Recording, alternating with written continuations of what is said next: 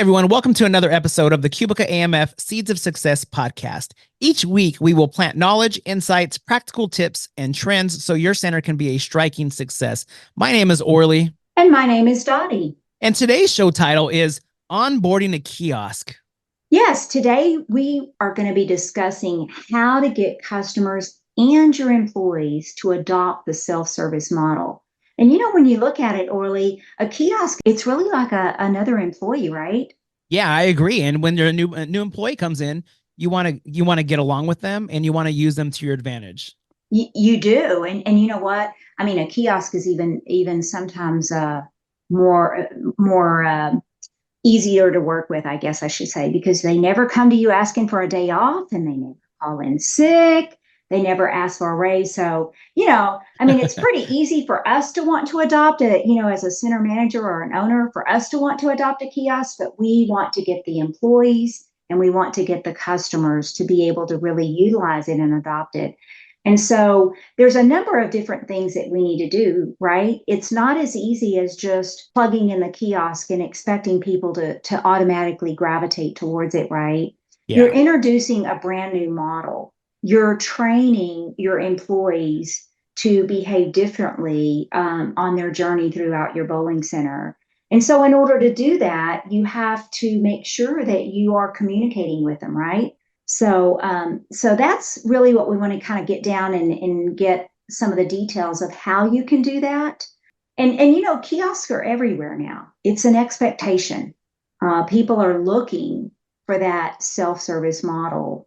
And those of you that have listened to other shows, we've talked a lot about, having a self-serve model and the expectation of why you should do that. But today we really want to talk about things that you can do to drive people to that kiosk. They may see it sitting there, but I don't know about you, Orly, but I've witnessed a lot of people that will go in and they'll see something, but especially maybe the older generation that aren't real comfortable with technology, and they're hesitant. Yeah, I see it all the time. There's a store here down the street from us that has, it just has one register with usually a person on there. And then now they have put in a self-checkout. And, when that thing went in, I saw people, especially older people, would, nope, they're passing it up and they're calling for help or ringing the little bell for somebody to come to the other one, but not realizing, and I get it, they're maybe a little scared of it, or, hey, I'm going to mess up my order, or what if I don't ring up something right? But I think once you start to use it, you're going to realize, hey, this was a lot faster than me having to wait for that staff member to come up to the front. I was in quick and easy, or if there is a line at the other one, jump on that thing and use it. And I think once people see how easy it is and how it can help everyone, they're going to want to start using it a lot more. Right. And so here's a couple of ways that you can actually help customers to take that first step to try it. By doing the self-service, you're going to have more people that are going to be placing their transactions on the kiosk. So obviously, as we've talked in the past, you have the ability to redeploy some of your staff members. So don't be afraid to take your front desk person and have them, walk throughout your concourse area, encourage people to go to the kiosk to either check in or to order food and beverage or whatever you have your kiosk dedicated to do, and offer to walk them through that transaction for the first time, showing them step by step how to do it and how easy it is. And I think that is a comfort level for a lot of people. And it's also a way for you to kind of increase your service. The same thing is when you've got people walking in your door, consider having somebody direct them to the kiosk and say, let me show you how easy it is to conduct your transaction on the kiosk and get a lane from the kiosk. So I think that those are a couple of things that you could do, is just set that expectation that that's what you want your staff members to do, and put that process in place. There's other things that you can do also to draw attention to the kiosk too, right? Yeah. I mean, make sure you're using signage, even use your scrolling up on your monitors, your scoring monitors, say, hey, need a drink quick, come over to our kiosk, come put in your order, let people know that it's quick, it's fast. It's something you could just go jump on and get, I've did that before where I'm somewhere and I see a line, I want to go order something else. And I'm like, the line's kind of long though. Hey, there's a kiosk right there. Let me jump on that and just do it really quick.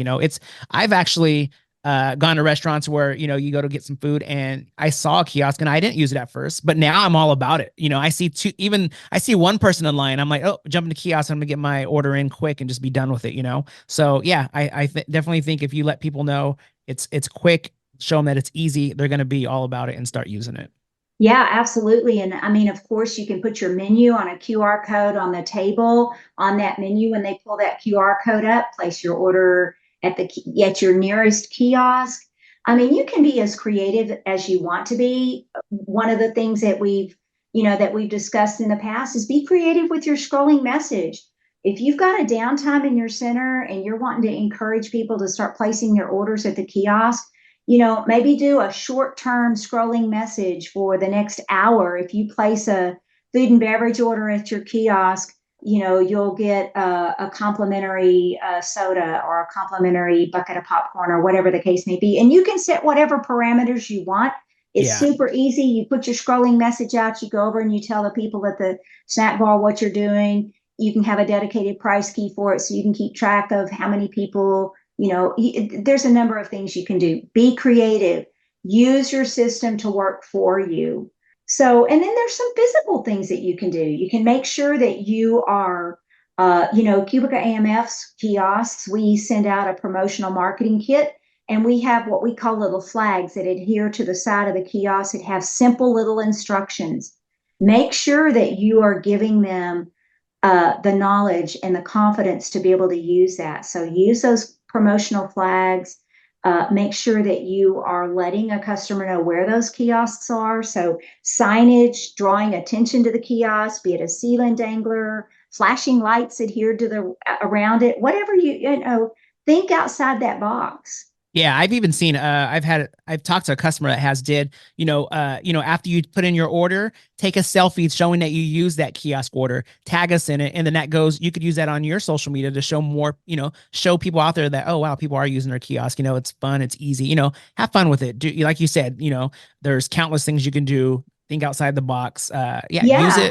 use it to leverage something else in your center. You know what I mean? Like I said, if you're getting people to post on social media, you're growing your social media at the same time. So leverage Yeah, it, that use it to that's your a advantage. perfect example. And contests, social media contests are so much fun. It draws such great exposure for your center, and the customers love it.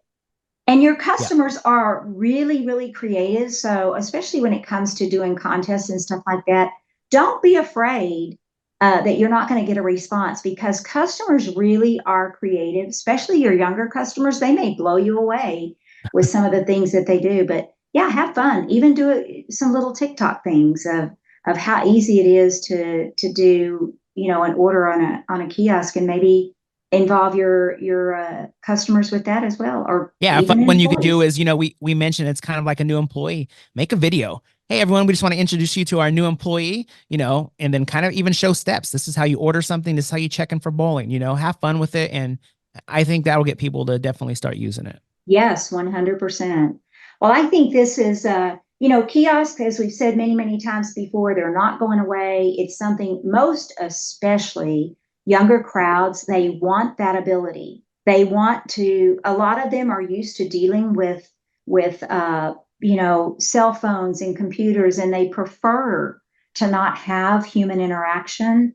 And when they do, they want that human interaction on a more personal level, which a kiosk gives you the ability to do that when you are able to redeploy your staff. So, well, this has been a fun episode, Orly. You and I love to brainstorm different things that you can do. Yeah. But I think that if our listeners start to try some of these different things to bring exposure to the fact that they now have a kiosk in their facility and communicate with employees, communicate with the customers, I think that the adoption level will just continue to get better and better and better. And we have some customers right now that have just knocked it out of the park with the results, and people have adopted it right off of the bat. And their sales have gone up. The waste in their snack bar has gone down because the orders are being prepared exactly as the customer wants them because there's no room for human error. The customer Yeah. is putting in exactly what they want. So I think that as time goes on and customers start to see that their orders are prepared spot on, that usage of the kiosk will just continue to grow and grow and grow. All right. Well, Orly, anything else you want to add to this? No, I mean, I what I did want to say actually is, and this might even be a whole nother show because you know us, we'll go on forever. But what is different too is when if somebody says, "Do you have a cheeseburger?" and let's say they ask your front staff and they're like, "Yeah, we have a cheeseburger. Do you want fries with that?" Yeah, and they're not going to offer you everything that you necessarily have. So when somebody's seeing this stuff right in front of them, they're seeing cheeseburgers. Oh, I could add this to it, and it might be even be upsell things. Oh, I could add cheese on my tater tots for this much more. You're also going to gain sales that way. You're going to start to notice that. And that's another thing you could do to your advantage is, add more things on there. Let people know what they can see, what they can buy. Let it be right in front of them. They're going to be clicking away and you're going to notice your sales going up too. You are 100% spot on. And you could even do that, in person versus kiosk. And I guarantee you the kiosk is going to win every single time. Yeah. They are perfecting being able to upsell. And so, yeah, absolutely. And it's a story for another day, but we have a customer that just has an amazing tater tot story. And the kiosk, again, was the winner.